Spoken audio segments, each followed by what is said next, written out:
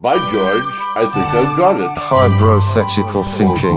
I saw that Bigfoot walking across the screen and I thought to myself, wow, they are real. I ask us all, is that really reasonable? Hybrothetical Thinking. My personal belief is that there is very compelling evidence that we may not be alone. I'll show you a little of the evidence. Hybrothetical Thinking. Researchers at Stanford University School of Medicine have pioneered a cancer vaccine that eliminated all traces of cancer in mice. You could find evidence of that, my friends. You could change the world. Hybrothetical Thinking, a podcast for the hypothetical thinker. Greetings, travelers! Greetings, travelers! Welcome to Hybrothetical Thinking, a semi-informative podcast that explores the journey from probability onto Johnny's body. Onto it. Like a t-shirt. Okay. And then off of Johnny's body. Okay.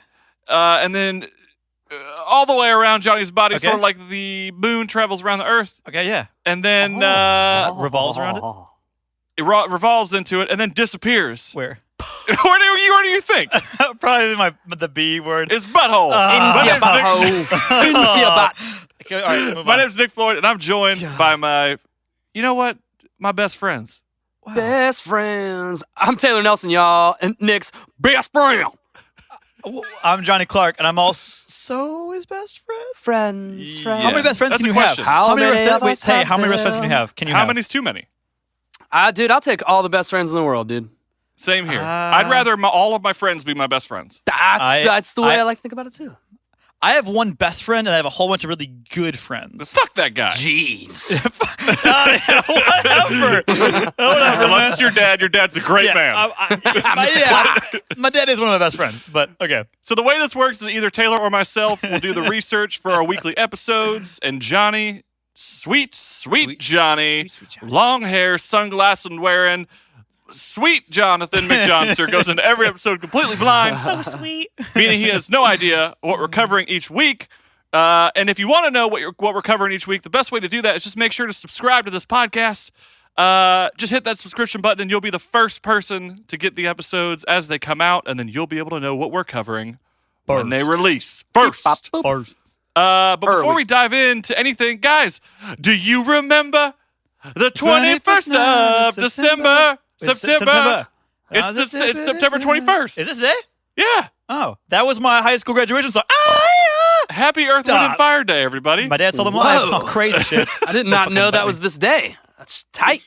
I don't think I've ever even thought about that. I You're thought welcome. that's fantastic. Well, So anyway, there needs to be a water and heart day. a water and heart day. Yeah, so we can Is that a combine our powers and save this planet from pollution, I like that. evil polluters. That was very deep, Taylor. It's too deep. Taylor, how you doing on this 21st of September, or also Monday? Guys, on September 21st, which is also a Monday, so you'll have to figure out what year this is. Guys, I'm feeling extra good. I can't explain to you the things that are popping off in the background of my life right now. Big thing over here, big thing over there, Whoa. big thing in front of me, big thing behind. shit. Whoa. Nothing big Watch behind me. Nothing Watch big out behind behind you, Taylor! me. No! But it's feeling good. How about you guys? I'm doing great, Tay. I'm doing super good. I'm in a great mood. I'm happy to podcast, and I'm just I'm enthralled to be here. Is that the right word? I tell you what, Yes. moods are good, and enthralled is an amazing word. You damn right it is. You're damn right. How you doing, Nick? How you doing, Nick? I am high on life. Damn, y'all, I need to be podcasting in Spring Hill, y'all. Shit. Fuck. I am high on life right now. Oh man, I thought you were gonna stop there. And I was I'm dying right now. Doggy crazy. Things are good. Things keep looking up. We're getting close to the end of the year. We're getting close to episode 30. Things Holy keep shit, looking man. up. And, they're looking up. Good. Good. Looking Trajectory, positive, motion, go. You'd be a great Houston enforcer for like missile launches. And 10, 9, go. Or just I a can- great motivational speaker. I can count down backwards from 60. So, Oh shit. Get out of here. Really? Qualified for the job, my friend. You know, they don't say 5 in the takeoff because it sounds too close to fire or launch. Oh. Oh, Or wow. is What it did they 4? say? It's one of those. They just don't say it. Or I think they don't say it. I'm pretty sure they just don't say it. 6, 4. I'm pretty. I'm pretty. You can look it up, but yeah, they don't. Sounds like in Wayne's World where it's like, and 5, 4. Quit nodding. You're nodding, Terry. You're nodding. I love it. Well, thanks for that little brief piece of news there, Johnny. Is it news? It's just. I'm pretty sure it's true. I mean, it is true. Okay. But the real news. Okay. I'm never going to tell the news. It was a bad segue. Taylor, hit us with some news. All right, I'm going to hit with some news real quick. This news is, it's not a current event, but I figured we'd talk about something that is extremely relevant to this podcast. And the word synchronicity comes to mind, which is a meaningful coincidence, okay? Now, let me start off by explaining that Mike Cleland is an outdoorsman with specialization in survival skills and whatnot, but he is also an avid UFO researcher, okay? Now, this dude has compiled a number of eyewitness accounts as well as his own experiences, and he's compiled them all in a book called The Messengers. Now, the way that this relates to the way of the Hybro is that this is possibly hard evidence that this very podcast is indeed the single biggest influence over our collective consciousness and real life events. How do you mean? Oh, shit. How do I mean?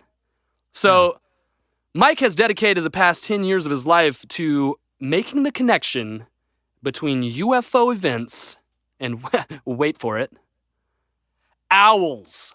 What? What is that? Is what I fucking said as well. UFO events and owls, dude. That's what we're talking about since Bohemian Grove, essentially. Like exactly, the dude. Between everything we talk about is like owl this, owl that, NWO this, NWO that, owl this, owl that. Dude, Taylor's gang sign, owl. It's a fucking owl, y'all. It's like, it's crazy, dude. He's trying to say that many times in his life, every single time he's seen an owl, he's fucking seen a UFO. Are you saying that this is what this guy is saying? Are aliens? Well, dude, I was going to stretch it that far. This dude is saying, and he has collected testimony from many, many, many other people who are saying the same damn shit. They're saying that, well, at first he says, it's just so weird that every time I see an owl, a crazy either spiritual event or he literally sees a UFO. I think he said he's seen a UFO like 3 times, like flying in the sky or whatever. But then he does go as far to say that these aliens are using what is called screen memory, which would be when the UFO would project this memory of an owl to embody its presence. Like you couldn't handle what the alien looked like, so it turned itself into an owl so you could see it. Shapeshifters. Dog. Demons. I'm not saying this isn't the dumbest shit I've ever heard, but I just thought it was really cool how it relates to owls. And like, dude, owl is our life, dude. So it's fascinating. I will say, this is another fun fact. It is unexplained why owls produce almost 0 decibels when flying. They're like one of the only birds that do not produce any sound when flying. Because they're spirits of the night. Because they're essentially true? it's true. They're essentially spirits. Dude, that shit. That's not a even fact, weight. son. That is a fact. And they're heavy, like per wing mass, but they literally are nothingness. Well, that goes back to like what we were talking about last week with the camouflage. Camouflage. I feel like that's a trait of an owl to be silent to hunt. Before you finish that, Taylor, I'm pretty yeah. sure camoufleur is the verb of camouflage in French. Camouflage in French is camouflage. I don't. The more you know. I mean, that sounds correct, but I'm gonna go with you on that. Okay. That sounds correct. My research said otherwise. Should we fact check that? I asked a French friend, and they said it was camouflage. What? French Canadian from Louisiana? No, French friends from France? from Marseille, France. Marseille, France. But I'm just fact checking us. Nick, what were you saying? I don't know. I was just saying that owls have that trait so they can hunt better. That makes a lot of sense. I think it's also cool, like in history, the owl, and even I'm sure the reason the shrine in Bohemian Grove is an owl is because it's like a symbol of wisdom. Intelligence and perspective. Yeah, intelligence. Yeah, perspective, wisdom. Fun fact, Athena the goddess of wisdom, dubbed the owl the bird of wisdom. And I don't know if you noticed, but in Disney's Sword in the Stone, the fable of the famous Archimedes is an owl. Who's the smart guy. He's the smart one. And also, in the HP universe, there is apparently a wise owl. Many wise owl. Besides, was it Neville Longbottoms? Hedwig. Or or was it Ron Weasley's? One of the owls was like actually mentally handicapped. Wait, there's many owls in the HP universe? Almost. Well, they all have owls, right? Well, no, I'm pretty sure per newsletters they can have like one sharing like many students, but there are some students that pick an owl as their animal for Like transformation. Hedwig, yeah. Yeah. Like Ron Ron had a rat, but he also had an owl that delivered his mail. Makes sense? Weird. And Ron. Anyways, you know what's not intelligent about stingy owls? bastard, that Ron Weasley. Anyway, so today, Rupert Grint. Anyway, so today I was gonna post a picture of an owl. Literally, Taylor, a picture of an owl. What? To Instagram? But this guy, me, spelled intelligent wrong. I spelled intelligent wrong. But the best part about it is the meme was actually talking about how how dumb this owl looked in the picture. Because it looked kind of dumb. Oh, and Johnny is the one who misspelled the word intelligent. True. And the irony of it was brilliant. So this happened today? Yeah, today Yeah. I was gonna Dude, post it. they It's like- like Johnny, you spelled the word wrong. I'm like, fuck. Dude, that is exactly what this is about. I'm telling you, dude, we are controlling crazy. the damn universe. That's crazy. Dude, it's crazy. Synchronicity, guys. Meaningful coincidences. Synchronicity. Us three motherfuckers. Synchronicitization-disms. Synchronicity. You want to know something crazy? We're in Is that before sync. we started this podcast, I'm sitting here eating some nice brand Walgreens trail mix. True. Blow they mind, Nick. Blow they minds. Taylor is also, what's he eating? I'm eating Nice brand, motherfucking Walgreens trail mix. Oh my I god. feel like we're on the same page today. Oh, you want to know something even crazier? I feel like I'm back. Yeah? Your minds, when we start this episode, your minds are going to be blown because we're talking synchronicity. What? Yeah. You know what's weird about? I feel like synchronicity has everything to do with synchronization and not unity. I feel like we're in sync. Is that what it is? We're not in sync, the band. I wish we're we just were. in sync with each other. Yeah, Actually, it's spelled differently for sure. Yeah. Okay. Don't misspell that one, Johnny. I misspell everything. It's so bad. Oh, hey, guys, it's just one of your high bros here. I just wanted to pass along a 10% savings at futuremonsters.com. If you're into the Wolfman, if you're into Frankenstein, King Kong, Dracula, you can go to futuremonsters.com and save yourself 10% on any of the high-quality threads. They got amazing designs on a quality fabric print. I'll tell you right now, I got one last week. It feels really good on my body. If you want to save 10%, put some stuff in your shopping cart, enter into the coupon code. You want to enter in capital HYBRO. That's capital HYBRO. That's Hybro. Capital HYBRO. Get yourself 10% off. Well, I feel like this is a perfect segue to dive right into the episode because you just mentioned synchronicity. We're talking the owl post on Instagram. We're talking the trail mix from Walgreens, and now we're talking today's topic.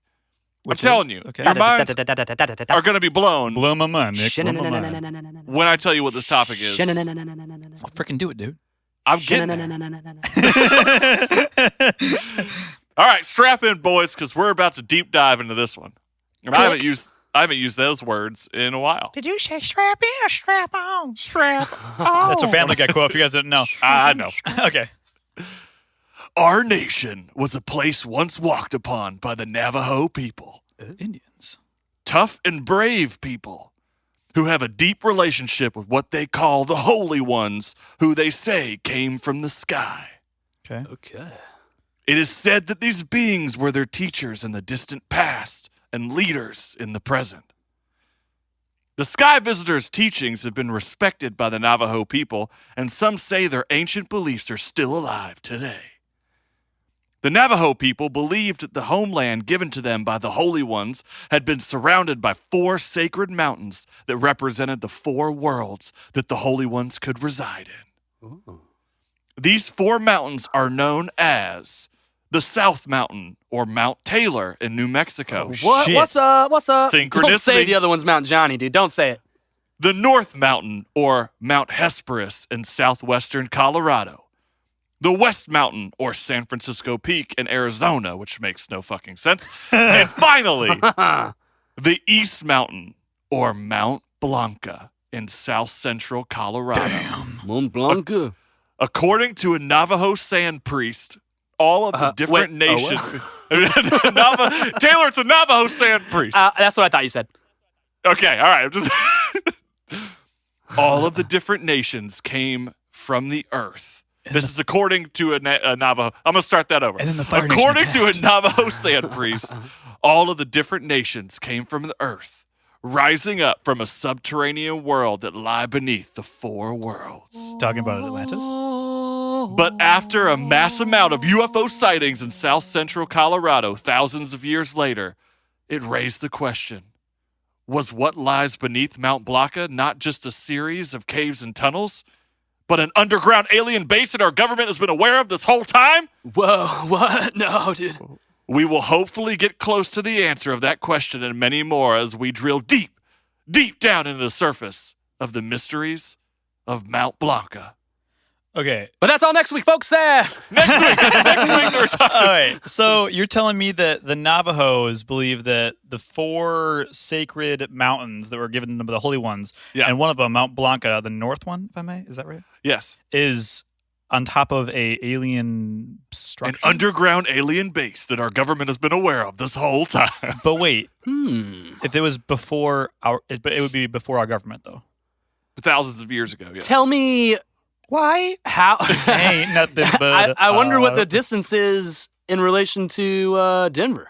Oh, you better believe I'm getting there. Oh, shit. Denver Airport? Bruh. You better believe. You just wait. You just wait. Okay. Wait, did you say Blanca was the east mountain, though, right? Mount Blanca is the east. Fuck, I wrote it down as north. Shit. Jeez, listener. Wait. What was west and north then? I just know south, dog.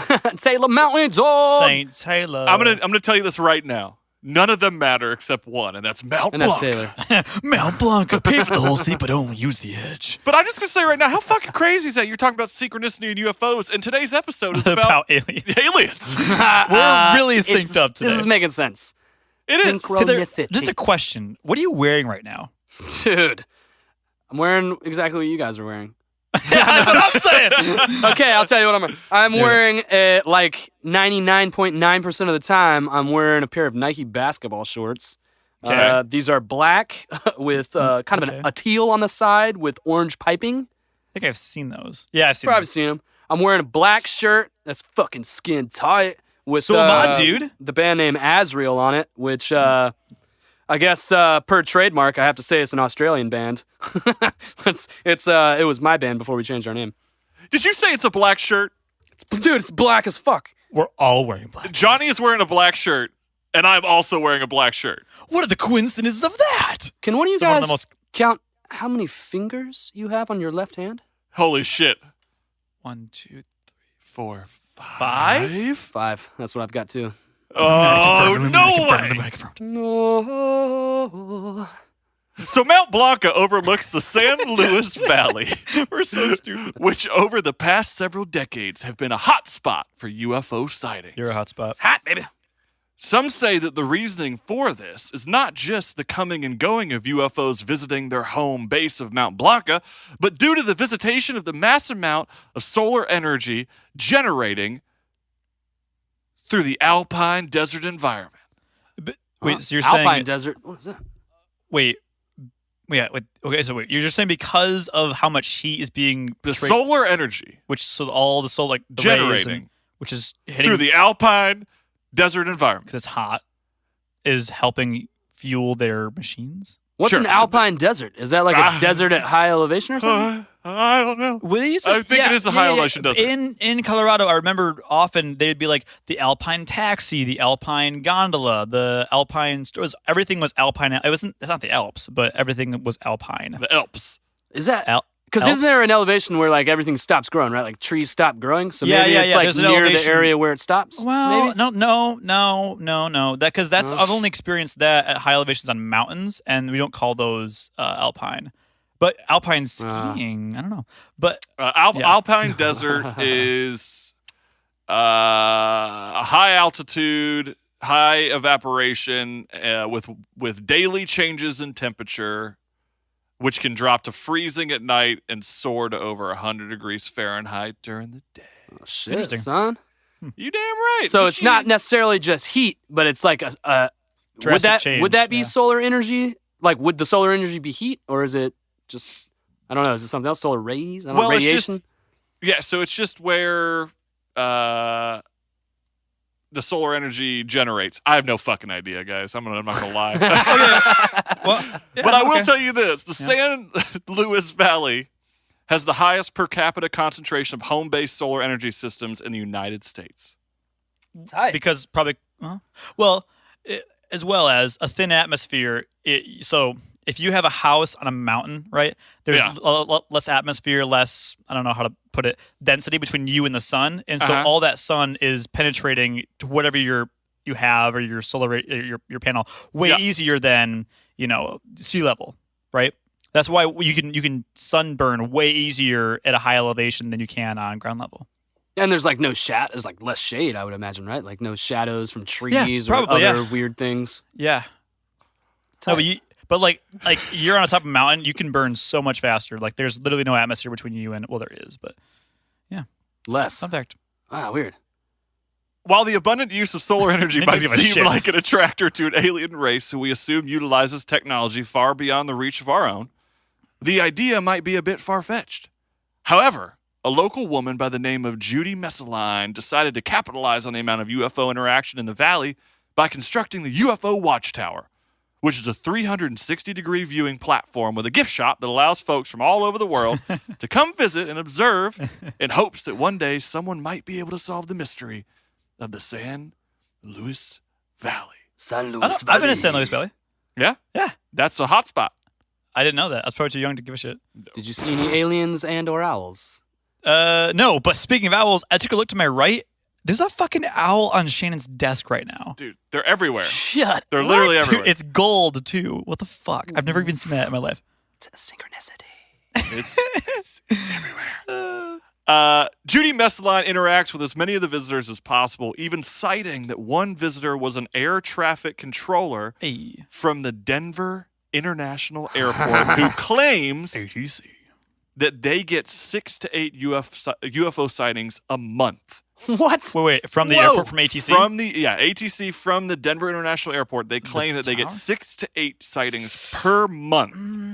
Well, no, don't fucking debate, Johnny. Let's track back this, though. The average person that's going to be talking to ATC about this shit could be A, crazy, or B, moved to Denver because it's a hotspot for all this alien shit. So it kind of seems plausible that the place that, like, could be UFO high frequency or like high concentration would have people that were like, hey, I fucking saw a UFO, because that's the kind of person that was out there. Well, yeah, I guess that's one side of it, but the other side would be that they actually are seeing them. Right. Well, the guy this guy who's an air traffic controller in the Denver, and I'm going to bring it up in a little bit, but this guy is not from the San Luis Valley. Okay. This guy is, and if it's San Luis, I'm sorry. San Luis. Is it San Luis Valley? I don't know. I remember it being San Luis. All right, we'll call it San Luis. This guy, who's an air traffic controller at Denver International Airport, is coming to talk to Judy, the owner of this UFO Watchtower in the San Luis Valley, to tell her that he sees 6 to 8. Wait, he sees them or he gets reports of them? They see them. Air traffic control sees them. Yes. That's weird. Yeah. But then again, they see planes all the fucking time at ATC, and they're literally sitting in a chair controlling traffic of these airplanes. So they know the difference between a plane and a UFO. That's what constitutes a UFO. It's like, that's not our plane or a plane at all. Yeah, point. Yeah, well, if you look at ants all day and someone drops another breed of ant into the ant pile, you fucking someone who looks at ants goes, what's that fucking ant? That's not a carpenter, it's a fucking red ant. It's a bowling ant gonna keep my ass. Exactly. But what makes the UFO Watchtower so fascinating is not just the bizarre nature of it all, but the land that it's built on. Judy claims that over 40 psychics have come by over the years, and they've all had the same thing to say. There are 2 large vortexes in front of the watchtower facing Mount Blanca. What? Shut the fuck up, Johnny. Fucking A. Chucklebox McGee. Psychics Dick punch you. I've seen vortexes. No, they. You don't trust Miss Cleo? Miss 40 Cleo, psychics. she true. Okay, you keep going. There are two. You don't see a vortex. You feel a vortex. At least they saw him. No, God, they I wanna feel a claim vortex so bad. that there are two large vortexes in front of them. They can feel it. Psychics can feel it. Okay. Hey, fuck you, Johnny. I'm sorry, man. I'm trying to. Just keep going. I don't know. I She- totally believe in like I don't know about straight up psychic, but dude, intuition, problem. like mother's intuition. You know, Dude. twins are like, man, my twin just got punched in the face. I can feel it. I don't know, man. I think there's something. My mom has that like crazy 12th sense or whatever, where she knows when something's wrong with one of her babies. Right. It's crazy. It's all a feeling. That's what being a psychic is all. It's like you feel things. It's like a sixth I sense. feel things all the time, but I'm not Like psychic. some people are like, your aura is purple. Some people say they can see people's auras, man. Yeah, It's I just know people who different say they can see perceptions, people's auras. bruh. It's just all about that. Perceptions, bruh. It's the vibe. It's the vibe. Did she choose this land, I wonder? Like, specifically, like, I wonder if she had no knowledge or any knowledge of these said vortexes, or if she just happened to choose that spot based on, the surrounding, the native myths or, legends.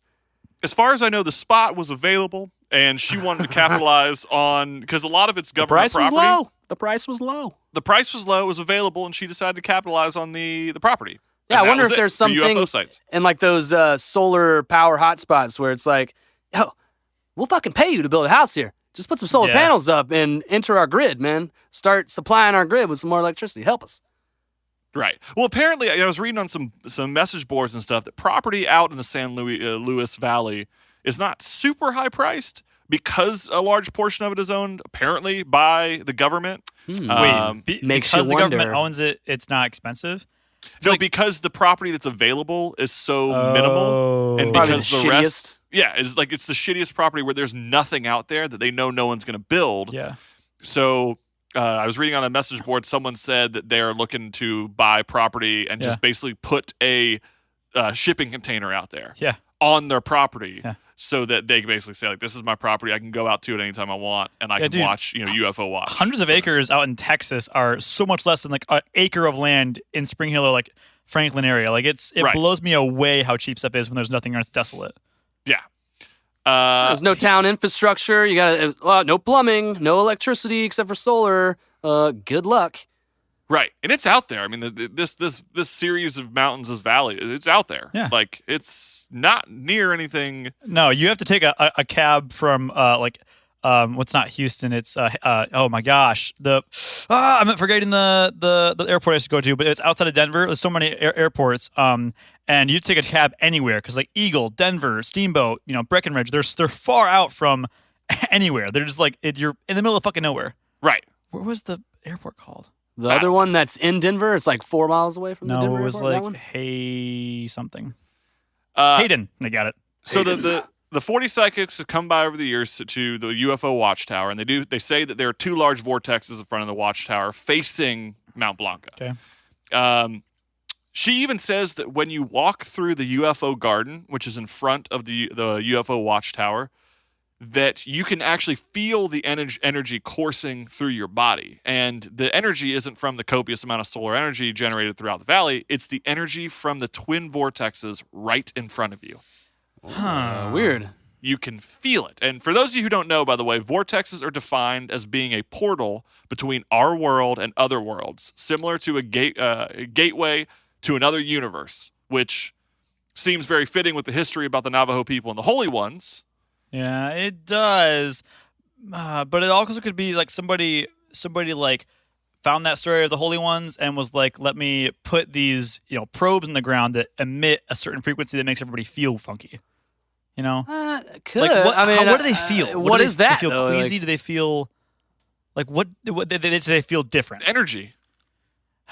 It's like when you stand in a room full of magnets. That's what I'm saying. Like someone could have just been like, "Oh, the Holy Ones by the Navajos. I'm going to put a bunch of magnets in the ground and make everyone feel slightly positive or negative." I don't know. Maybe it's a place. It could also be what they think they're feeling is energy. What if it's just the atmosphere around them just moves in a certain way? Like a in hurricane graveyards. is a vortex. What if this is just some kind of a wind pattern that just typically always happens in this area? I don't know. It could be a weather heat pattern, patterns. or could these vortexes still be in place from the Holy Ones and we just don't know how to use them? Or could this be energy radiating from the mysterious Mount Blanca? It's possible. Right. I mean, I will say, why wouldn't they be the same thing? Like, if those places were chosen for a reason back in the day, maybe, boom, the reason never went away. I will say, there's a lot of fucking room in mountains. Well, not every mountain, but a lot of mountains. There's so much earth in there that you could fucking haul that shit out and make a camp or whatever. Yeah, you mean an alien base, Johnny? Whatever you want to call it, Nick. That's fine. Say it. An alien base. Good. It's satisfying. An unidentified U.S. base, possibly as well. A Skynet base, possibly.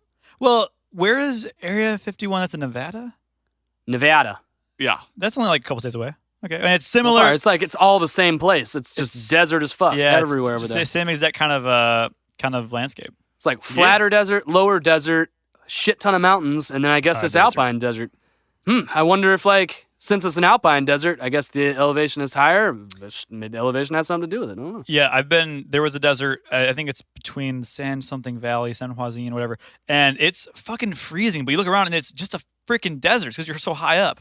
It's crazy. It's interesting. I mean, one thing that we can say is that it's very interesting that there's kind of a correlation to bizarre shit that happens. I think with UFOs, with Area 51, with Bigfoot sightings, even with UFO sightings, a lot of it seems to happen on the western side of the United States. Yeah. You got a point.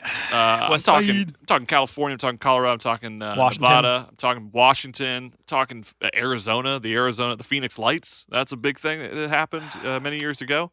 I wonder, it's significantly flatter out there. I wonder if that could have something to do with it. Like, out here where I live in Atlanta, it's pretty hilly area. You can't really see too far unless you're standing on top of one of our mountains, which are like foothills.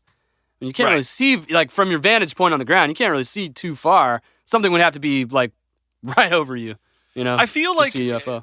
From an alien perspective, you would want to fly as far away from flat land as possible, because if it's just flat land and there's nothing for miles, you're easily spotted in the sky. Yes, but then again, the flatter the land and the less population, because there's no one out there, less population, the less likely you can be spotted. So, like, either like in Georgia or I guess Atlanta, where you are, Taylor, where like there's a lot of population, versus somewhere out in butt-fuck nowhere where there's no one out in the desert.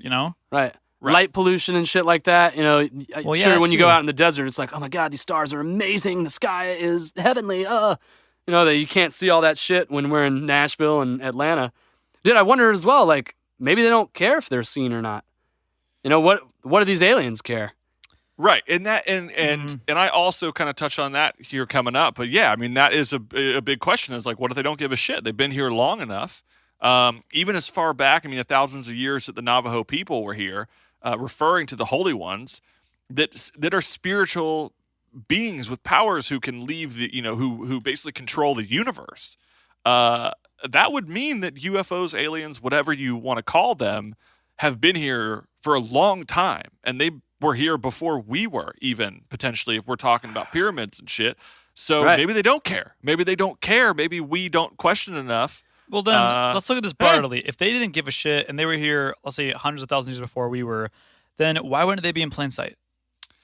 Well, that's one of the arguments. Yeah, I mean, some people say they see them, all the time. I guess that's not plain sight, but people do say they see them. It's not like they're hiding in shadows or anything. Because it's different to be not give a shit and different to be like slightly evasive. Because I would say they're not hiding in plain sight or whatever, because I have never seen any alien shit. Right. Well, think about. Well, what about this? Like, when people go and study monkeys and like gorillas and stuff, they spot them at a distance for a while, and then they hang out just a little bit closer. They spend long periods of time, like days at a time, where they just are, yards away from them, and inch their way closer, just to like let these things see them. These, like, what if that's the only human that those monkeys have ever seen? Like, it's true. That could relate. Like, these, aliens are coming, but like I don't know. Like, not all the aliens are coming to fucking check us out, just like all us humans aren't going to check out and study apes. Well, that's my philosophy on like aliens too, is that, maybe like think about animals, specific endangered animals. They're so skittish of people, they know how to avoid them. So much so that there are people who can go their entire life without seeing a specific animal. If aliens were here before us, if another race was here before us, and the only response our own government has is to basically engage and shoot it and cut it open and study it, It'd be skittish too. you'd be skittish as fuck, and you would stay far away. Yeah. I agree. But then again, the concept is that if they were so the concept is any alien life form, right? Either is going to be smarter or less smart than us, and it's very, very, very strongly proven that any higher form of knowledge always trumps lower forms. That's why, like in a game of a humanity, we become the strongest and we own everything. If there was aliens that were stronger than us, it'd very likely be believed that they would just destroy us. So my point here is that if they were here before us and they're smarter than us, they wouldn't give a shit if we were trying to kill them, because they'd be like, just flick, you're dead, right? What if they need us? Maybe not though. But they don't. Why would they need? But they don't need us for anything. Like we're not. Maybe they're so advanced that it's like the hate has evolved away. But they understand there's no purpose to, like, why would they need to squash us? Why? Because that's the nature of every living thing. But what, like, if so evolved, if we're doing their work for them, essentially, like if they're playing God basically, and we're developing this planet, we're the ones building, we're constructing, we're repopulating, we're doing all those things, and if they have established, space travel, universal travel, intergalactic travel, they might be working on other shit, and just basically. Their goal is to create life on different planets, and then that life take over, sustain, and inhabit the planet, and then they move on to the next one. Right. And They're it seems the like, creators. they go to this planet, like take ours, for example. They take the most dominant species, which was some type of humanoid that was probably pretty dumb at the time, using tools, maybe, and fire, maybe. And then they're like, boom, splice my DNA into this motherfucker, make current humans, feed them some mushrooms. All of a sudden, their brain blows up, and these humans are now smart enough to operate this planet. And then, boom, they move on to another place and do the same thing with a different, It aligns to what the Navajo people were feeling about the Holy Ones. Like, it aligns to those beliefs because they saw the Holy Ones as the creators, the ones who gave them life, the ones who basically... No. Literally every religion is that way. Every religion does that, though. Like, every single religion that should in place... say something, though.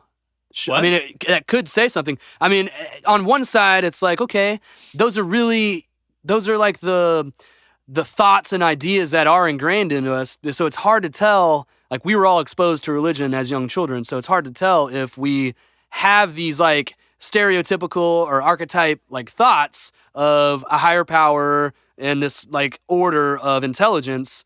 Maybe that's built into us because of religion, or maybe that is just the most basic instinct. Just like when people say, why did they build pyramids? Well, because it's fat on the bottom and short on the top. Simple as that. It's like basic. what a baby would build out of blocks. Right. Humans, I think, as a whole, need to believe that there is. They need closure. They need like some sort of like I guess closure is the word I would use. And so, religion or aliens or these Indians, the holy ones, seems like the most logical thing. Well, how could of all this beauty come around them? They look to the holy ones, or people look to aliens, or some kind of divine power. That's the point. Because I don't think humans, myself included, can really sleep at night thinking that it's just like, oh, that's just that we just showed up. Yeah, I mean, that's honestly, I mean, that sometimes it scares the shit out of me. I was taking my dog out to take a leak last night. Shout out to Sammy. And I looked at, shout out Sammy, little dog. Yeah, Sammy, what? He's actually an asshole of a dog, but whatever. And man, shut up. You know he's an asshole. You say it all the time. He's perfect.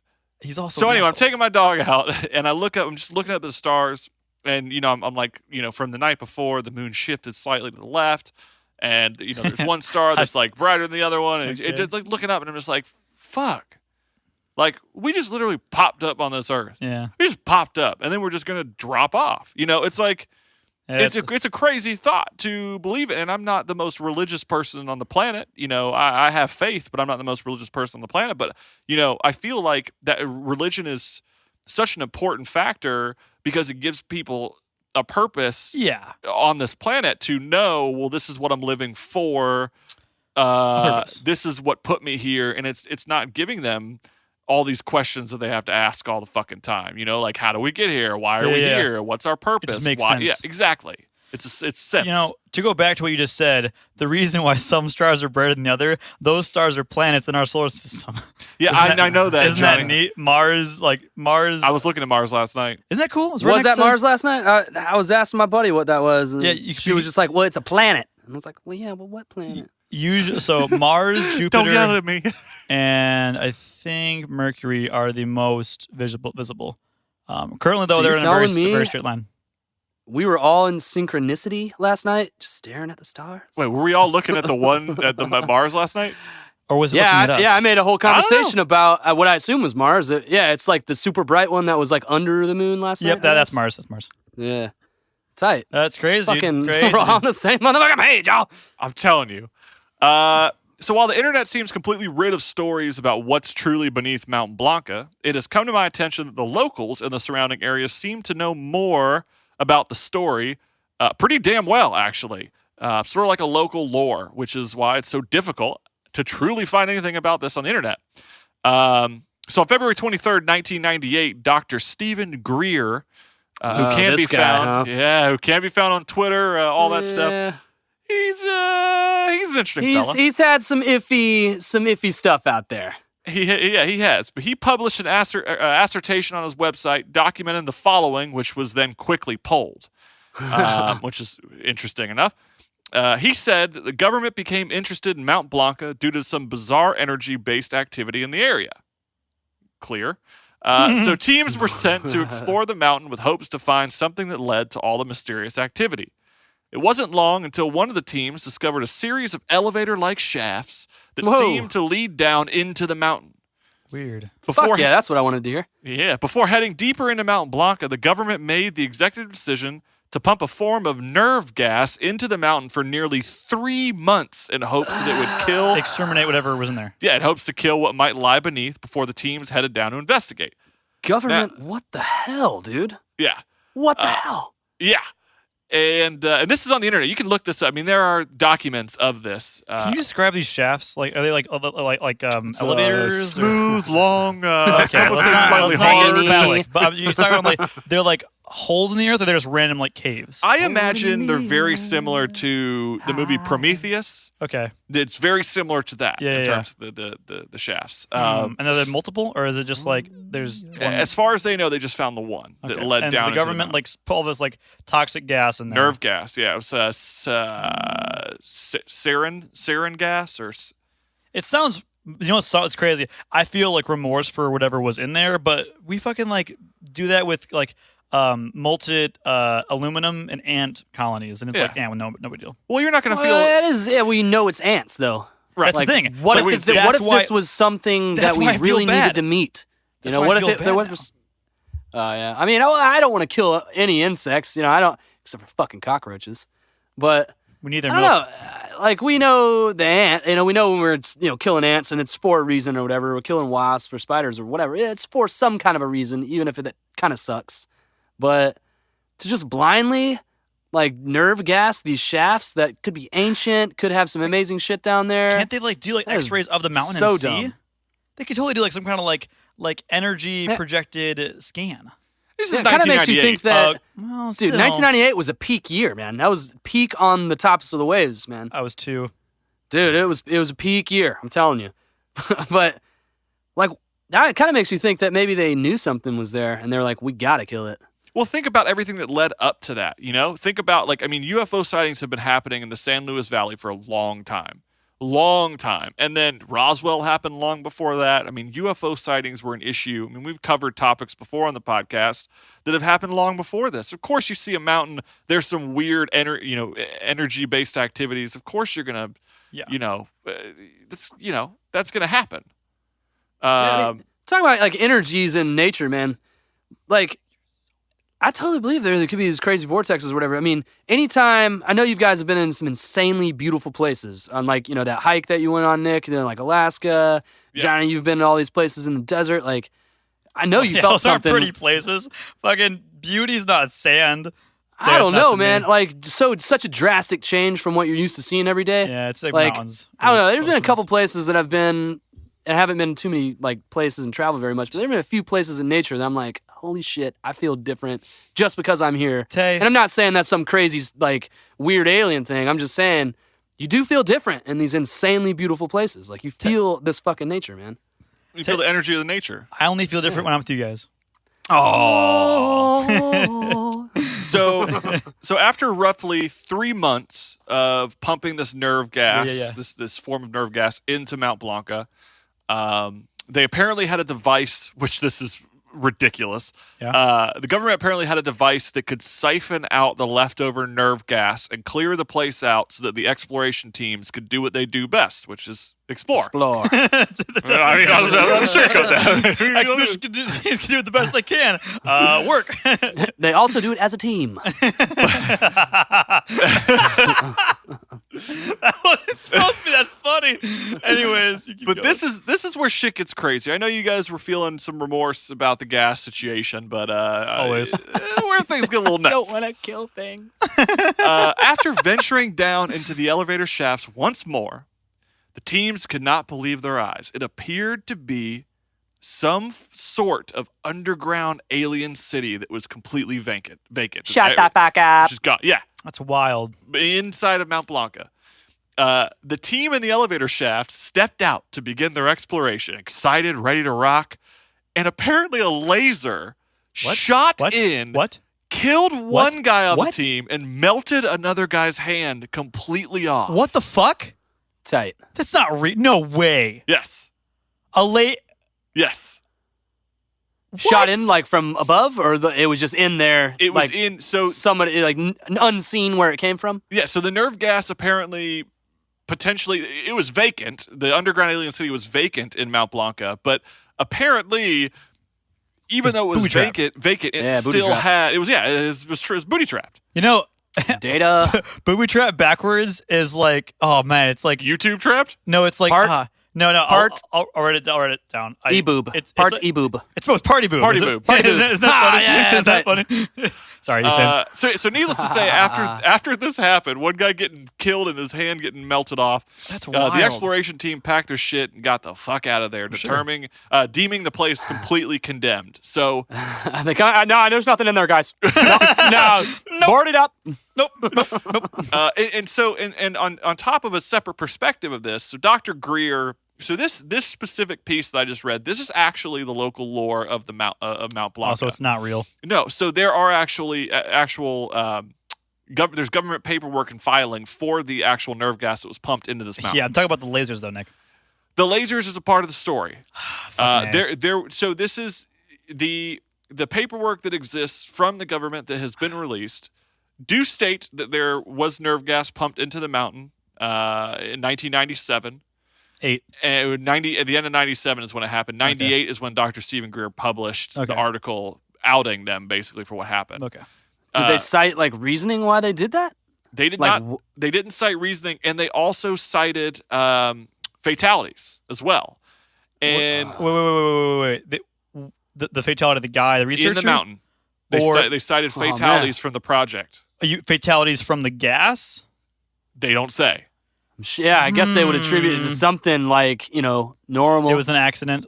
He tripped and he hit his head. He was dead on impact, so we decided we'd leave. Exactly. So in his honor. It was literally, Mount Blanca was, and I'm sure I will talk about this again, but Mount Blanca after this project happened and failed, Mount Blanca became a no-fly zone.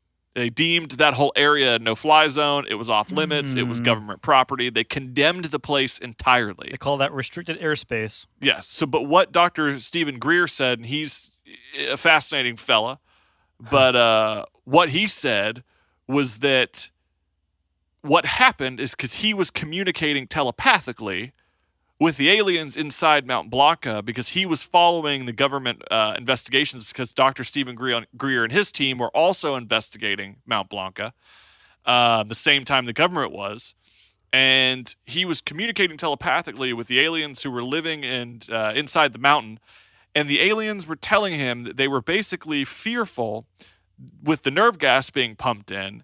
The aliens had a device that withheld the nerve gas or suctioned it in. And then what happened is that when the exploration teams went down, they basically refired the nerve gas, killing teams of people who were sent down because they thought the nerve gas was siphoned out. Wait. All of this information you're saying is somebody they were hearing it telepathically? That's why I didn't cite it. And I'm just explaining that Dr. Stephen Greer, who is one of the only people citing this situation besides locals who say they know people who were involved when it happened, because there are conspiracy theories that stay strictly local who don't spread online. But Stephen Greer is someone who brought it to public knowledge, but his perspective of it is he wasn't in the mountain, he was off-site while he was communicating telepathically with the aliens. Just very bizarre. I call that it's nuts. That's nuts. Uncredible. Yeah.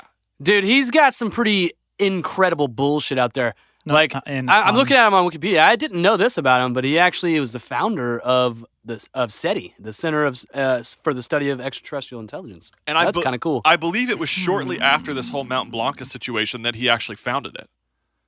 I don't know, man. See, the thing I don't like about this guy is a couple years ago he was promoting this giant documentary, like a 2-hour documentary. It was all over History Channel. Yeah. This guy used to be like on Ancient Aliens and stuff, and it was pretty cool.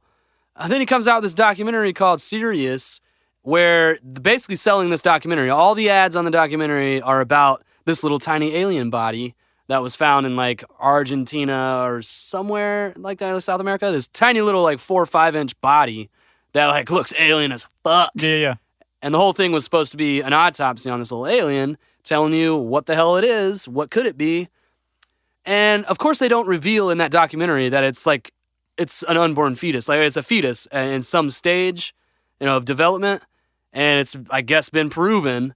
But he still sells this documentary, and literally none of the documentary had to do with that alien. It was all about, like, government, like, power. We need to get off oil consumption. It's like, you're a motherfucker. Well, you're selling this documentary on amazing shit and then turn it into fucking oil? Propaganda. Yeah, get out of my face. This is the problem with, the Alex Joneses and shit of the world, is that if he wasn't such a psychopath, the Bohemian Grove mystery would still be being investigated. But the problem is that people who do the and we don't do the nitty-gritty investigations. We're a comedy podcast. Like, we're just talking about shit that's interesting to us. Well, two-thirds of this is comedy.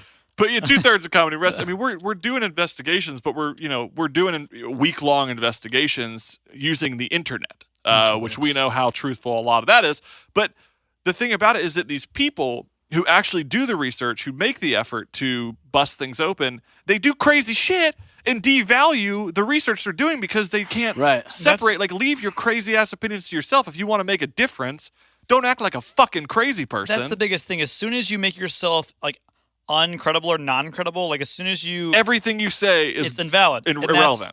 It's basically you're innocent until proven guilty. But as soon as you have the slightest bit of like evidence to show that you're not like sane, you're nothing. Right. And that's if somebody's going to believe him, no matter how crazy it is. And how crazy would it be if he purposely, saying things that are so fucking insane that most people aren't going to believe it, while there's a good bit of truth in the crazy shit he's saying, Well, maybe he's purposely doing that. Well, the perception of that is misguide us.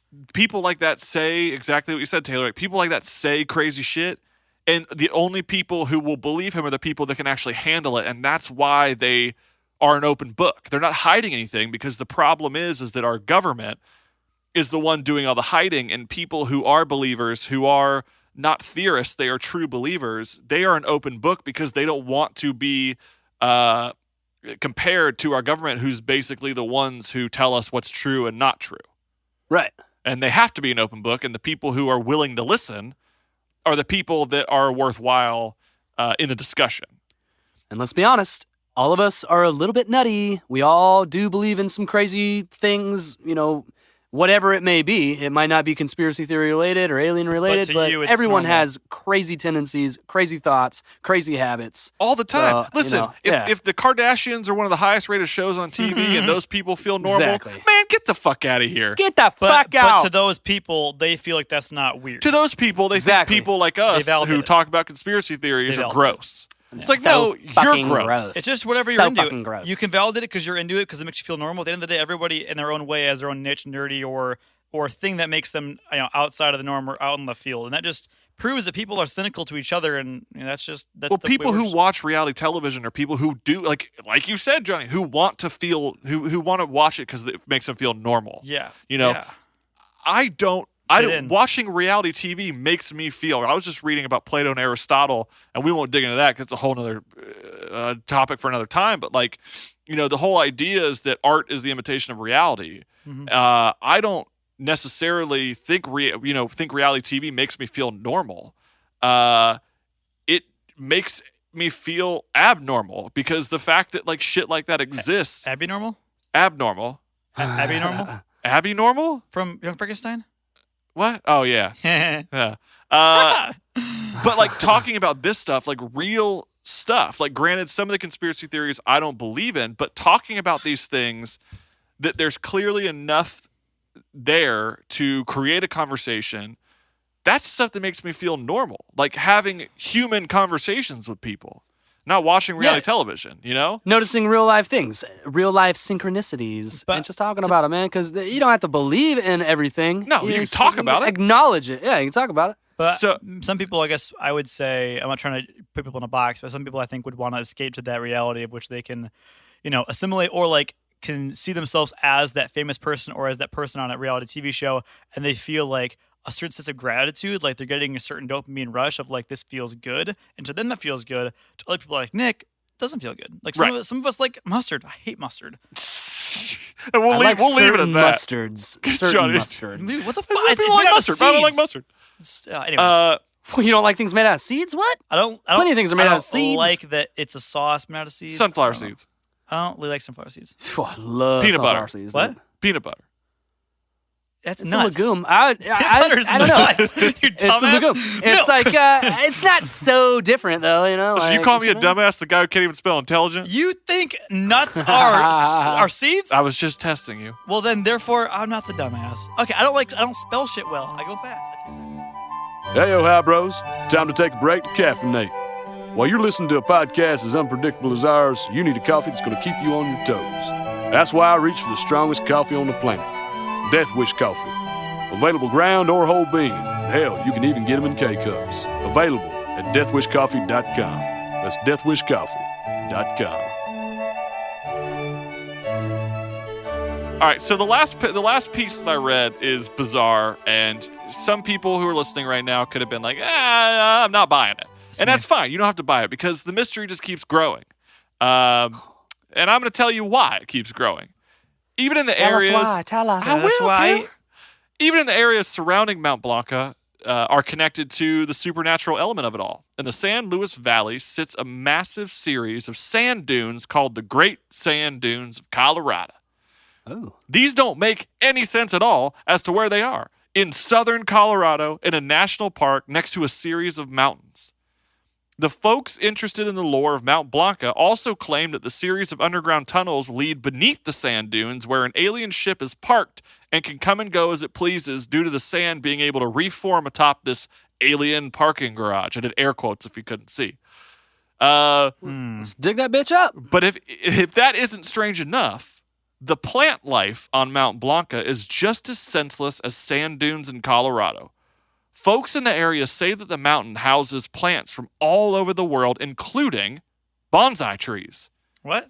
None of which naturally grow in Colorado or the United States. That's really weird. The reasoning behind this is that apparently alien ships fly over the mountain to land beneath the sand dunes, and as they fly over, seeds and spores that have been picked up in other parts of the planet drop onto the mountain, accidentally causing this unnatural plant life to grow. Still. On top of all that, there have been dozens of reports of cattle mutilation in the area that many deem implausible or seemingly random. They abduct cows. There was one report from a few years ago that there was a handprint on a cow, and there's no sign of blood, nothing. The cow, it looked like it had been drained of some blood. It was a handprint, burned into the cattle, into the cow, and the cow was dead. This is an actual news report. I mean, dude, there are thousands of reports out there of cow mutilations and weird mutilations of cows, where they're like eyeballs will be gone, their tongues will be gone, their buttholes will be pulled out. That's right, Zero Johnny. blood in the carcass, no blood around it. Like weird configurations of just mutilated cows and different body parts missing and other body parts remaining. It's like, what the fuck? Why cows? You know, Right. I could imagine if it was all different types of animals, humans, you know, randomly, but why cows? One thing we could think about is they're the number one cause of all the harmful greenhouse gases. Oh, maybe aliens. That's give a shit a about our really planet. interesting That's a connection, fascinating Taylor. Connection, Taylor. Yeah, maybe they're trying to like re-engineer our cows so they can fart less and burp less. Yeah, but Or just have less detrimental gas. and Or so, what if they're using them as fuel? they're gas? Methane.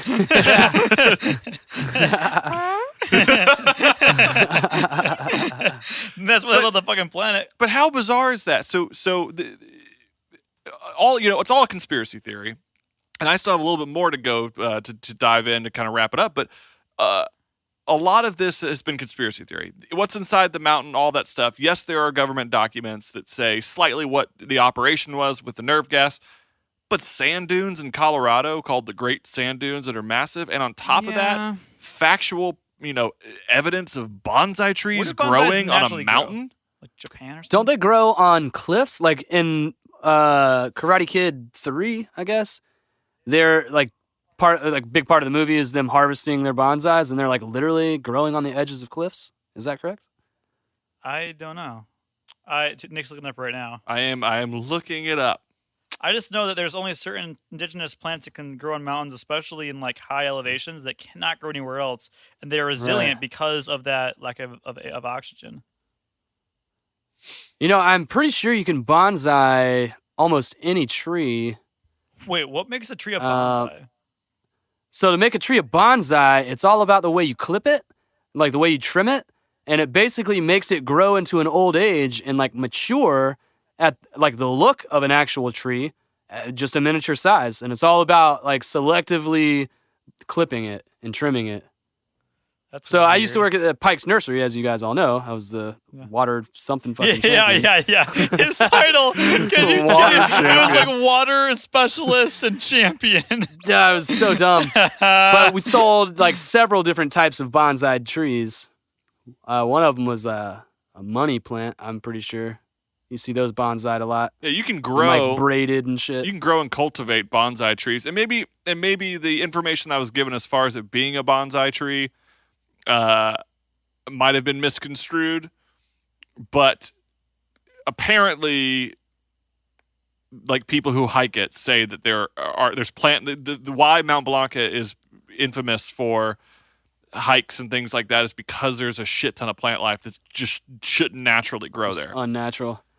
You know, like one thing it really has blows my mind is that there are I don't know how it's so many, but at least a handful of these plants that like are these amazing plants that literally only grow in one fucking place. Like, you know, redwoods only grow in a select area.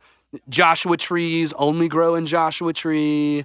Saw this Vice documentary. I think I brought it up on a podcast in the past, somewhere in Europe or somewhere not in America, where there's like this magnolia type tree that's only in this one fucking little area that makes this crazy drug. Oh, that was our Zombie 101 podcast. Oh, That's yeah. what it was. Yeah, so it's just weird to me how, like, why can't you just take a pine cone from a sequoia tree or whatever and fucking plant it here in Georgia? Why won't it grow? Because there's certain. This is why. I think you all know this, but there's certain soil, there's certain atmospheric pressure, amount of oxygen in the air, Yeah. and environmental, necessities like wind, temperature, and rain that is very important in an exact quantity and ratio for specific organic matter to live. Well, That's insects, why. Right. are as well, right? Aren't insects important What? in the living? Yeah, the I'm living sure as well. life Yeah, cycle? yeah. I guess What that makes feeds off sense. them, Yeah, the like- whole ecosystem around it. Like Taylor, But you see, they categorize them in like temperate zones, I guess. And, these temperate zones, like I think we're in Atlanta, we're at temperate zone 7. And like there are other temperate zone 7s that's not just here. I think that's right. I'm going to look that up. but there's so many more factors than just like what the temperature is. I don't know. That's my perspective. Well, I don't think it's Only? just the temperature. It's, yeah, So it's temperate zones Let me see, classifies yeah, everything. yeah. I mean, there's so many things though, like traffic and pollution and like, I don't know, elevation. I don't know. Unless temperate zone is literally classifying as all of those things. Yeah. But I don't know. I think I was way off. I don't. Where did I get temperate zone 7? That's been in my brain for a long time. I thought that was a fact. Infactual. Atlanta is temperate zone 7. Classified 4, section 4A, 4B. Yeah. Scratch everything I just said, because that's probably not fucking that's true. what I'm saying. But I think that is true though, actually. Well, hardiness zone. I believe it. I'm gonna research this over the week, and I'm gonna get back to you guys on this. Yeah. I want to know. I need to know. But I will say, on top of everything, with the bonsai tree, with the laser assault inside of Mount Blanca, as well as the hidden ship beneath the Great Sand Dunes, this episode was an extremely tricky one to research due to the lack of information about the topic. While many are well aware of Mount Blanca and the San Luis Valley being a hotspot for UFO and paranormal activity, there isn't a lot of documentation about the subject. In fact, I think it would be best if it stayed as quiet as possible, due to a lot of curious folks taking their own exploration mission in the depths of Mount Blanca. Hell, it wasn't until recently that Sabrina, a listener of ours who is now a Colorado local, discovered the story for herself and is trying to find out answers of her own. So what do you boys think? Is this related to Navajo folklore, or do you think aliens could be utilizing the series of mountains as a home base? I think that both sound credible to me. I mean, sounds like it could be the same thing. Yeah. So the only thing that I think is credible, the only thing that I think could be factual from this whole entire thing is the holes that were found in Mount Blanca, right? Like, I don't know if the lasers or anything else, maybe I guess the gas that the government put on there, but nothing else seems factual. So like, for some reason, there's, a wonder, one of the wonders of the earth is in this fucking mountain. There's like all these holes and stuff, there's mines and shit. I don't know why, but I don't think it's aliens. I don't think it's that. I don't know. I'm open to it. If it's an ancient area, shafts that are super ancient, if there is some area under ancient people, these grounds that's super ancient. Yeah. It could be ancient humans, yeah. But I don't know. I'm still stuck in my mind that there was this point where ancient humanoids turned into current humans, and who knows what did that. A lot of people like to jump on the boat that we were engineered by some other alien. Like, what if our planet is, in the life of our planet, what if that's happened several times? Right. What if people have gone? What if people have died off? What if those people didn't originally come from Earth? Are there multiple Armageddons? Yeah. I mean, completely plausible, and before we deep dive and talk more about this, I just want to connect one little dot here. Well, you have to connect 2 dots. Well, I'm going to connect a dot to another dot. That is 2 dots. I'm going to connect 1 dot to a second dot. That's a line. I'm going to connect some dots, Johnny. Okay. Multiple dots. That's 2 dots. Previously, I'd mentioned that Judy Messaline spoke to an air traffic controller who came by the UFO watchtower, and he said that at the Denver International Airport, they see between 6 to 8 UFO sightings per month. Now, maybe this is just a coincidence, but we've talked about the Denver airport before and how many strange happenings occur there. The airport is nearly 220 miles away from the UFO watchtower. With the amount of sightings that occur near Mount Blanca, and with Judy talking with this air traffic controller about all of his sightings at the airport, could this somehow be connected? Did our government fuck something up so badly that they have to set up several points of protection in order to hide the thing that they were trying to find in the first place? Huh. I don't know. I'm still on the, if they were ancient areas that they found and the government stumbled upon them, totally. Why wouldn't they just go in there and set up shop, assuming lasers weren't going to fucking blow them up? Right. Like, just like what we talked about in the international airport one, there could have been a space down there that they just commandeered, and they're like, oh, great, we'll use this now. Fuck it, we'll use it. And then they expand on it a little bit, maybe. Maybe they connected these 2 areas. 200 miles, that is a long-ass way, but, Elon Musk has been talking about his underground tunnels, and I watched something the other day where he's saying underground tunnels are actually safer in things like earthquakes and stuff like that, right, than above-ground transportation. Well, what's really interesting, and I didn't want to dig too... Nice. What? Dig. I didn't want to dig too deep because I feel like there's a future episode that can be talked about this with a lot of dot connecting and things. I like dot connecting. But if you're a UFO fanatic or share interest in any sort of UFO theories, one thing that's consistent with a lot of them is that mountains. There's a lot of mountains either near UFO sightings. I mean, freaking Close Encounters of the Third Kind. But it ended with a mountain. Mountains, like when you're on a mountain, like or a canyon. Oh, really? Or what's it called? Crevasse? Nah. A crevasse. Yeah, I mean, like, you think of a mountain as just this giant piece of mass that you could possibly tunnel through. Like, it's hard, possibly granite. Black granite. Possibly, it's hard rock. You know, these mountains are fucking rock. So that's where you want to be when you're building your base. Fortify your base in the side of a mountain.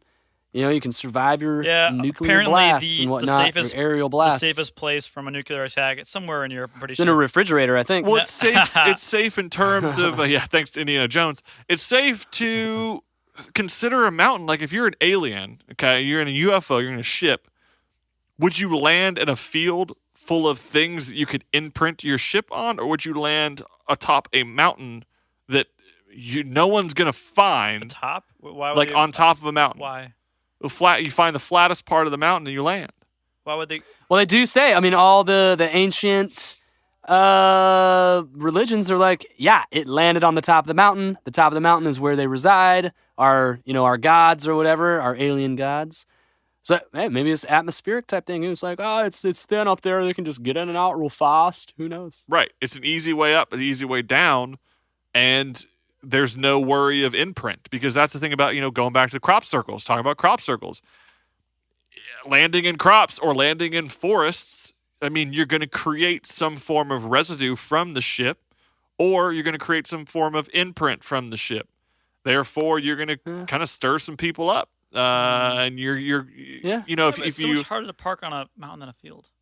Yeah, you're not going to, we made some flat parts, though, on a mountain. There's still some flat ground up there. Right. Like, you're not going to, break into somewhere barefoot.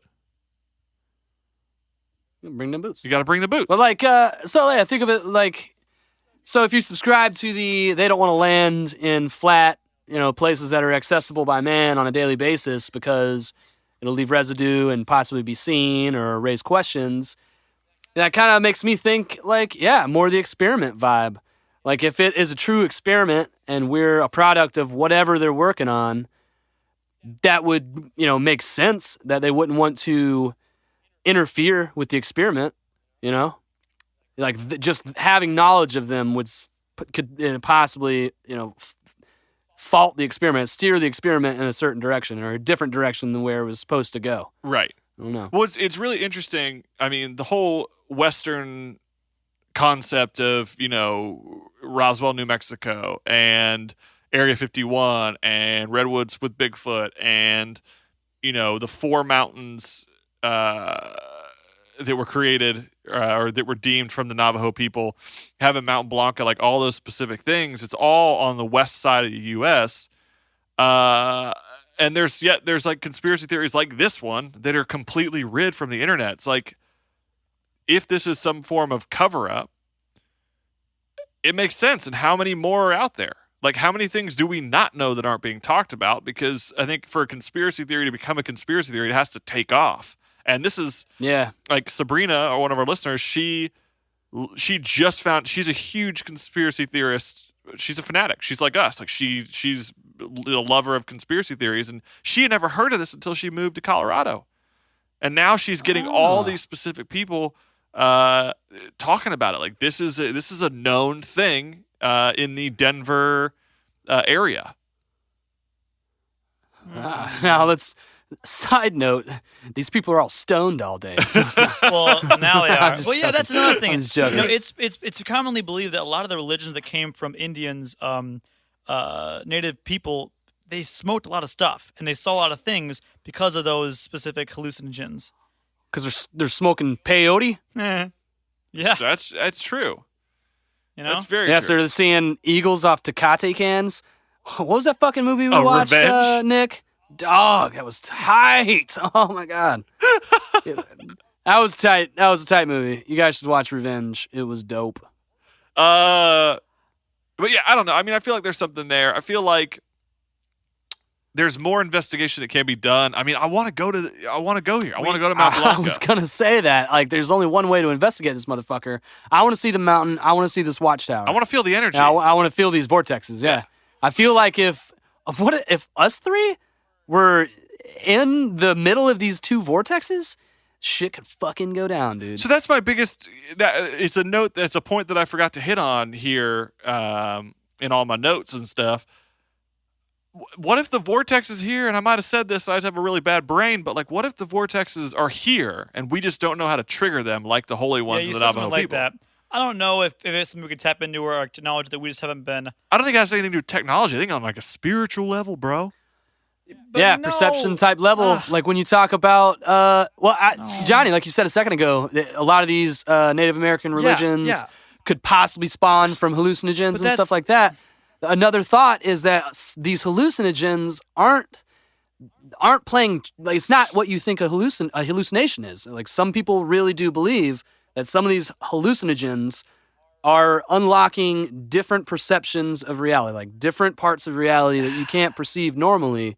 While there is such thing as a hallucination, you know, the oasis kind of thing, a mirage, you know, that's a hallucination. But I guess that's a hallucination. Well, but like, some people really believe that these things are reality. It's the mind's eye. That's the bullshit to me, right? So like, you can believe like Inception that what reality is when you're dreaming. You can believe that when you're smoking and you're doing some kind of like hallucinogen, that's the reality. Or you can believe that like right now, as you are with no intoxication in your body, that this is the reality. Whatever the reality is to you, could you tap into the vortex? If you had to be high to get in the vortex, yeah, I can believe that somebody an LSD or something on a hallucinogen could get into that vortex. It's all about freeing your mind. I think that was the thing about the Navajo, the native peoples, that it was spiritual. It was about freeing the mind in order to super high and be in a different. No, they weren't high all the time, Johnny. Yeah, I can be super spiritual. You're using the word high in a negative way. Like, you could be high and be imagining things, sure. But these people are specifically saying that there is a difference between being high, because they know what that is. There's a difference between being high and this other feeling that they describe that's like, I don't think this is a hallucination. I feel like this is fucking I guess real. that's what I'm just changing. Like, that's what I'm like inferring, that it's the difference between feeling it and really believing it. And when you feel high versus when you're well, we only have so much control of our own mind. You have to free your mind in order to believe in something. And that was like many years ago. I think it was morphine, or it was even further back than that. But like, essentially, before procedures, they would doctors would get patients high, so that way they could basically free themselves from the confines of their own mind to be able to believe that they're going to be okay. Like, yeah, they would get like piss ass drunk, you know, like, okay, Civil War, we got to amputate your leg. Here's a bottle of whiskey. Chug this motherfucker.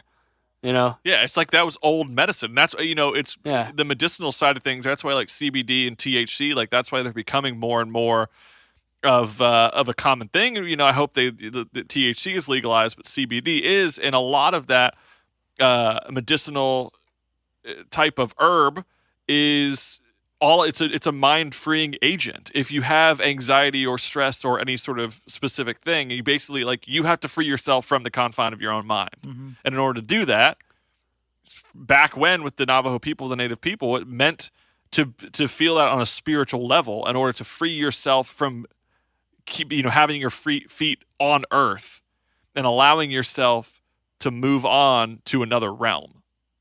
Right. Of thought. And it might not just be an imagination thing, and might not be imaginary. Maybe it is, but it might not be. Some people don't have very vivid imaginations, but a lot of people do these hallucinogens, certain types of hallucinogens that we've talked about, that a lot of these people experience very similar things, like very similar details and things.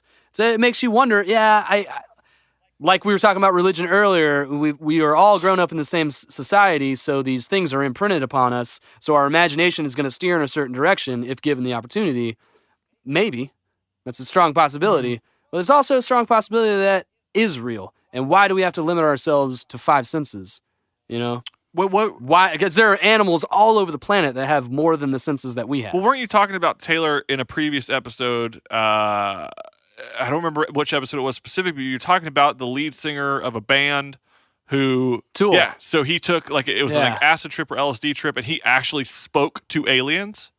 So, yeah, that was specifically this drug called DMT, which is a hallucinogen, and that's one of the ones that people are like, I don't think I'm high when I'm on DMT. I think I am accessing another part of reality. That's one of the ones that people are like, dead, like, they really believe it.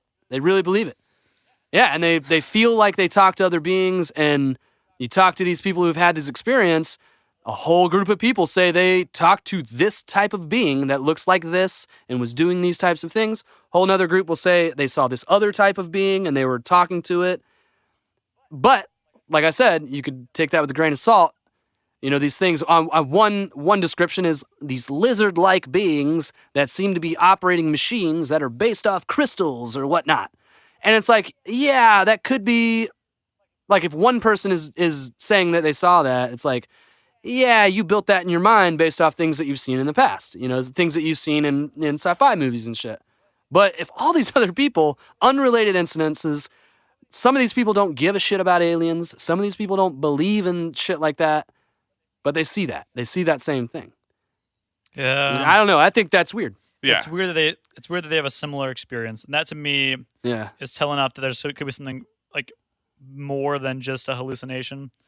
Well, and that's like the biggest thing is I think like if you read about, you know, I'm reading a book on philosophy of Mr. Robot right now because I'm a huge fan of that show. He was plugging that shit. And I'm not, this is the first time I plugged it. But I'm to not me, telling I've people heard to buy like 5 times They the last sponsor 2 the days. podcast. I'm telling you, but not on the podcast. I know. I was saying, why you're all up on my grill? You're up on my shit. You keep talking about that damn book. God dang. Well, it's all about philosophy. Picture Nick wearing a grill. You were going to say grill. I was like, I pictured you wearing a grill. I would. Says Hybro on the front. Oh, Hybro Grills. Write that down.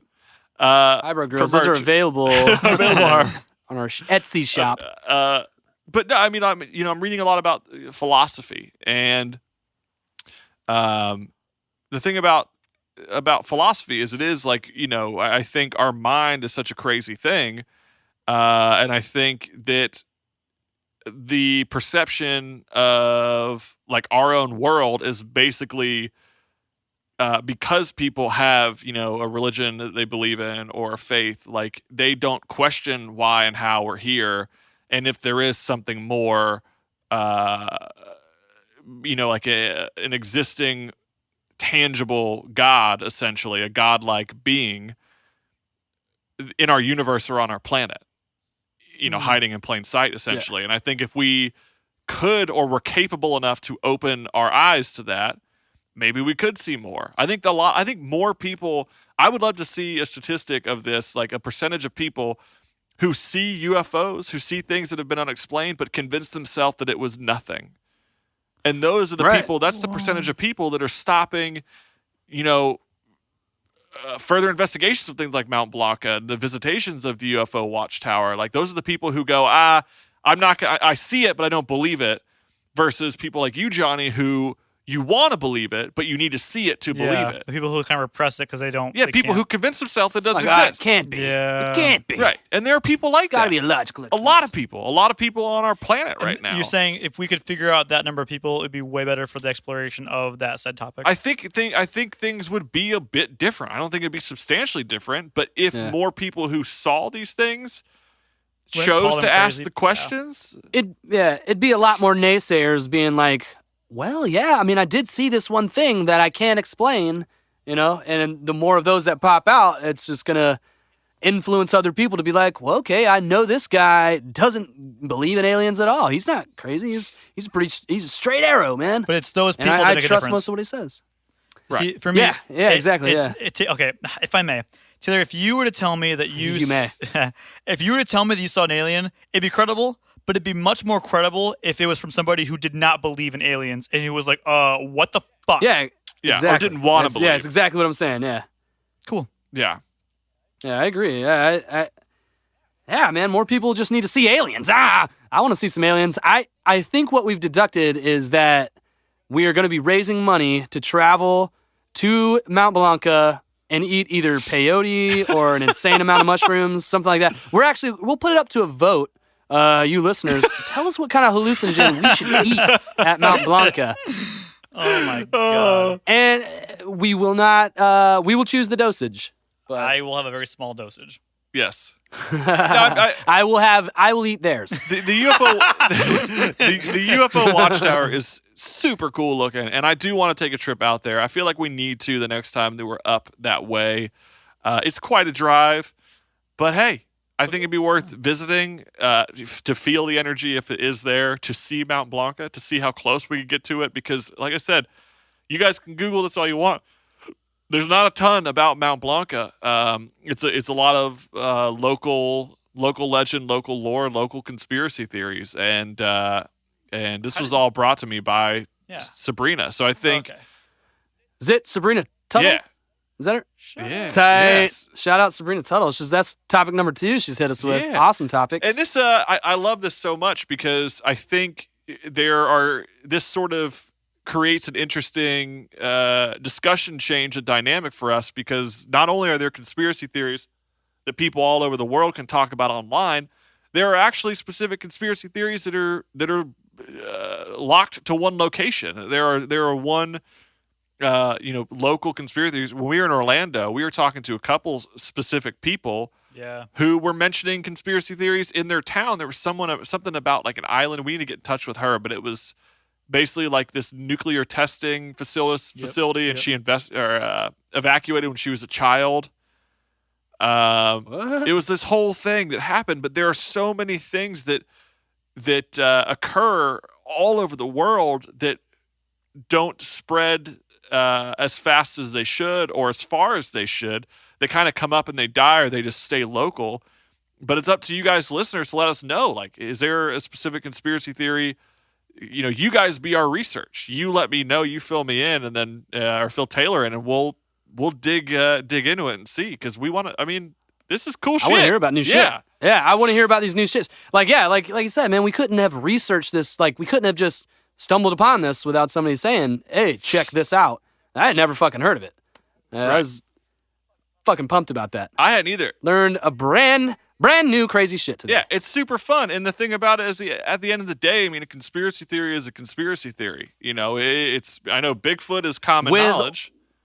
With or without Mel Gibson. With or without Mel Gibson. Was that a Signs reference or a Passion of the Christ reference? That was a Weird Science, the rapper reference. What? Yeah, if you guys don't know, there's a rapper. He goes by the name of Weird Science. He's actually the drummer of Cody and Cambria. But his rap project, it's fucking dope. He's got this badass song off his first album called Conspiracy Theories without Mel Gibson. Shout out to Weird Science, the rapper. Yeah. Come rap live on our podcast. Yeah, please. Come be a guest. All right, guys. So we're gonna do when this episode goes live Monday, we're gonna do a little poll on our Facebook page. We want to know what you guys think. Should we have some more guests on? We have a few interesting people that we've discussed this with, but is that something you want to hear? Guests that are more intelligent than us, maybe? Easy. Very easy. Yeah, we could find damn near anybody. Yeah, it wouldn't be hard. I think we could find a 12-year-old and bring them on, and they'd be able to school us. But we're getting closer and closer and closer to episode 30. I'm excited about it. But we're getting to that point where we're super willing to try some stuff, do some cool shit, and hopefully get some video content rolling out very soon. We're going to pin our Patreon page to the top of our Facebook, which you can visit at Hybrothetical Thinking. That's facebook.com/Hybrothetical Thinking. We're on Instagram at Hybrothetical Thinking, posting a meme and a video a day just to keep that doctor away. For whatever they might be doing to your body. Also, you guys can email us. We forgot to plug it last week, but you can email us at hybrothoughts@gmail.com. You forgot to plug it, not we. I forgot to plug it. Thanks, Johnny. What's the credibility for this? We just forgot to notice that he forgot to plug it. That's hybrothoughts@gmail.com. And guys, make sure to rate us. We have multiple stars you can rate. If you want to rate us 1, just email us and tell us you hate the podcast. Yeah. If you like the podcast, go ahead and hit that 5th star button after you hit the subscription button right there. above the 5-star button. Also, we are going to be doing a giveaway that will run for a couple weeks. It's going to launch with this episode, so it'll be live. It's live right now. Go look at it. All you got to do is just tell a friend to follow us on our pages and share the giveaway image, and we're going to run it for a couple weeks. Then you guys could win a Hybro box of tons of cool shit. Literally every mention, every person you refer, every person that subscribes, like you can enter multiple fucking times. Yeah. Every time you refer someone, that's a new entry. Exactly. So give us all your friends. In this box, I mean, please send them all our way. your friends. We have Future Monster stickers. We have Death Wish coffee. We have a Hybrothetical Thinking T-shirt of the size of your choosing. We have a Hybro pin. And you know what? We're going to pack it all in this little box with a handwritten note just from us. Put it in a back. Wait, should you write them a note from each of us? We're going to give them a note from each of us. Tight. Did I miss something? I feel like... No, sorry, it's a Hybro patch. It's a Future Monsters patch. It's a really, really cool patch. The patch. Oh, that is a dope patch. Texas Chainsaw patch? You're damn right. I would say that these people, while they're drinking their Death Wish coffee, they need to go to futuremonsters.com, be surfing the new designs while you're chugging your coffees, okay? Just check it out. Do it. You damn right. A full day is Hybrothetical Thinking on a podcast, drinking coffee, and wearing some merch from Future Monsters. You damn right. Yeah, send us those pictures. We'll put it somewhere. If you send us pictures of doing all those 3 things, you become like an instant you're my fan now. I'm a fan of you. In the meantime, real quick, I just want to take a second, and I want to do a little shouts out to a couple people who have been super supportive on the Instagram. I want to shout out to Zane Knight. I want to shout out to Dixon. Fuck yeah. I want to shout out to Summer Flynn. Fuck yeah. And then let's see. Oh, there's one more. He's my boy. I'm scrolling through right now. Oh, I'm gonna be mad. It's one of my favorite. You know what? It'll be fine. It's fine. You're all amazing. And, sorry. Oh yeah, this is Zane Knight. That's who I was gonna shout out. It's my boy. Yeah, I know. That's not your boy. I'm just saying he's a good guy. It's my boy. Never mind. What? He's just a badass. He had some kind of like TED Talk recently that he posted on his Instagram, and I was like, "Oh shit, that's cool as fuck." I like TED Talks. I like his damn animations, dude. Holy shit, he blows me away every time. He's good. Yeah, he's the guy who animated our Hybro stuff, and then shout out to Rachel Kredoff who he made us into cartoons. But I can't even believe it. I watched that shit, and I laugh every fucking time. It's crazy. Not because you guys physically abused me, because it's actually funny. Also, real quick, guys, our hybrothoughts@gmail.com is also open. We're available for, Johnny mentioned TED Talks. We're also available for public speaking opportunities at schools. Yeah, we can censor ourselves. We're looking for female-only colleges. Oh my god! If you are, high school or college, and you want a strange, very strange, bizarre lesson for the day, just hit us up at hybrothoughts@gmail.com. We'll make our own lesson plan. We'll come do a little seminar. Concept. We'll teach a class. We'll teach them how to make slime and stuff. I know the kids are into that. I know the kids are into the sciences. We'll do all that stuff. We'll do whatever. Meanwhile, Taylor was trying out for the fucking football team. Dude, just get my chance. He's like, where'd Taylor go? I'm gonna make it right this time. Taylor's trying out for the football team. Taylor, you can't try out for the football team. I know, because I just make it. They just let me on. You're like, all right, Taylor Nelson, you're in. Johnny, get out of the band room. Yeah, Johnny's in there playing flute again. Oh, skin. Face. All right, guys. Well, thanks so much for listening to another episode of Hybrothetical Thinking. I have and hopefully always will be one of your hosts, Nick. Guys, I'm always gonna be a host. I think. I know I'm Johnny, and I'm always a host. And we'll you know what? We'll talk to you next week.